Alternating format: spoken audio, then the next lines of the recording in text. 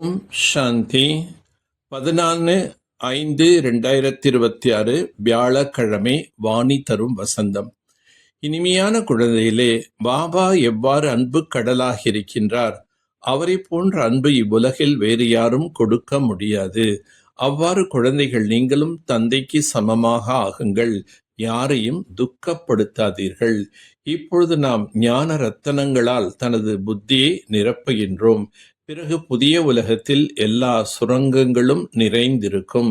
சத்தியுகத்தில் நாம் தங்க மாளிகை உருவாக்குவோம். நம்முடைய பிராமண குலம் மிகவும் உத்தமமானதாகும். நாம் மிகவும் உண்மையான சத்திய நாராயணர் கதை, அமர கதையை கேட்கின்றோம் மற்றும் கூறுகின்றோம். இப்படிப்பட்ட சிந்தனைகள் வருவதனால் அளவற்ற மகிழ்ச்சி ஏற்படும். முழு உலகத்திலும் ஒருவருக்கொருவர் தொல்லையை கொடுத்து கொண்டே இருக்கின்றார்கள். ஆகவே இந்த உலகில் துக்கம் அதிகரித்து கொண்டே இருக்கின்றது. பாபா துக்கங்களிலிருந்து நம்மை விடுவிக்கவே வந்துள்ளார். நீங்கள் உங்களுடைய வீட்டில் ஒரு அறையில் இந்த ஹாஸ்பிட்டல் மற்றும் யூனிவர்சிட்டியை உருவாக்குங்கள்.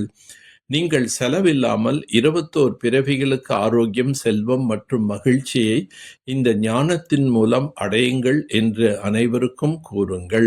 நீங்கள் அதிகமாக சுகத்தை அடைகிறீர்கள். தமோ பிரதானம் ஆகிய பிறகு அதிகமான துக்கம் ஏற்படுகின்றது. நாம் முழு உலகத்தையும் அரசாட்சி செய்தோம் என்பதற்கு இதற்கு முன் உங்களுக்கு தெரியாது. மீண்டும் நாம் உலகத்தை அரசாட்சி செய்வோம் என்பது உங்களுடைய புத்தியில் இப்பொழுது புரிந்து கொண்டீர்கள். ஆகவே மகிழ்ச்சியில் இருக்க வேண்டும். பிரம்ம பாபாவுக்குள் பிரவேசமாகி ஷிவ் பாபா நமக்கு கற்பிக்கின்றார் என்பதை குழந்தைகள் புரிந்துள்ளார்கள். பிறகு இங்கிருந்து வெளியே சென்றால் நஷா குறைந்து விடுகின்றது. நினைவு நன்றாக இருந்தால் அளவற்ற மகிழ்ச்சி என்பது ஏற்படும். ஆத்மாதான் அழகானதாகவும் அழகற்றதாகவும் ஆகின்றது. ஆத்மா தூய்மையாக இருந்தபோது அழகானதாக இருந்தது. பிறகு காம விகாரம் என்னும் நெருப்பினால் கருப்பாகிவிட்டது.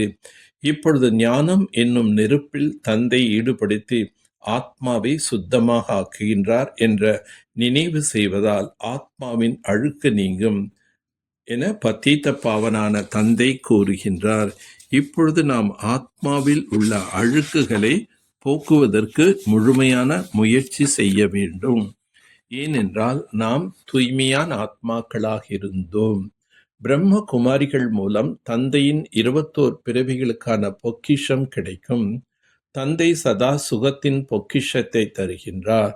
யார் சேவை செய்கிறார்களோ, படிக்கின்றார்களோ, எழுதுகின்றார்களோ அவர்களே எஜமானர்களாக ஆகின்றார்கள்.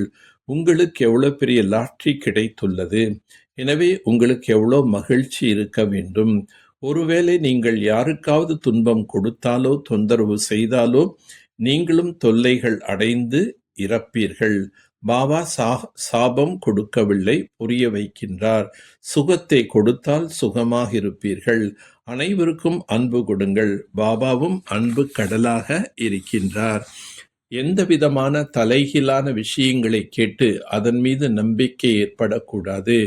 இதற்கு முன் படித்த தலைகீழான விஷயங்களை மறந்து அஷரீரி ஆவதற்கான பயிற்சி செய்ய வேண்டும்.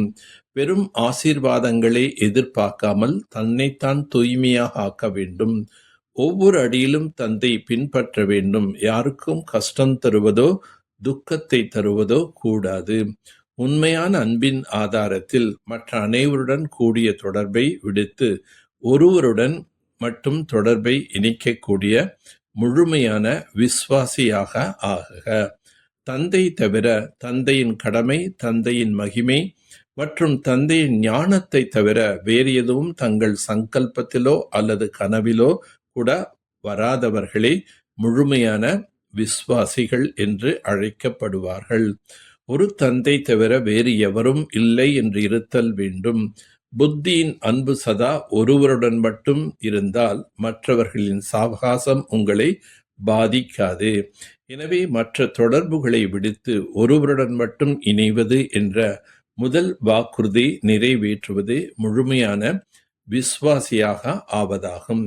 சத்யதாவின் சுயஸ்திதி என்பது இக்கட்டான சூழ்நிலைகள் கூட சம்பூர்ணமாக ஆக்கிவிடும். நாம் உயர்ந்திலும் உயர்ந்த தந்தையின் குழந்தைகள்.